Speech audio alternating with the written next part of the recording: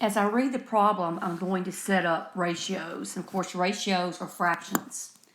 The ratio of the number of second graders, let that be S, to the number of fourth, F, is, that's an equal sign, 8 to 5. The ratio of the number of first, well, we can't use F again, I'm going to use R, first graders, to the number of second graders, S, equals 3 to 4. If the ratio of the number of third graders to the number of fourth graders, F, it is 3 to 2. Find, what is the ratio of the number of first graders? So I'm trying to find R, first graders, over third graders.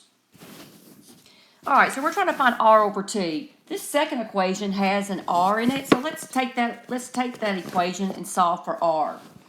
So that would be 4R equals 3S, R equals 3S over 4. And the third equation's got a T in it, so let's solve it for T. What I did was I cross multiplied. You can do that if you have one fraction equals another one. 2T equals 3F. So T equals 3F over 2. So let's substitute that in for R and T. So this is 3S over 4 all over T, which is 3F over 2. Now that's a complex fraction because you have a fraction within a fraction.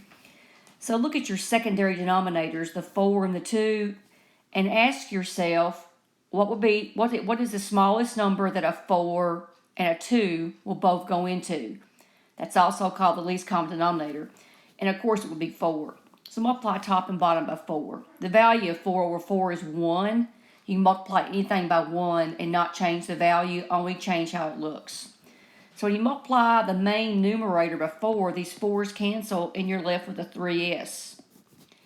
And when you multiply the denominator by the 4, you have 2 will go into 4 2 times. 2 times 3 is 6F.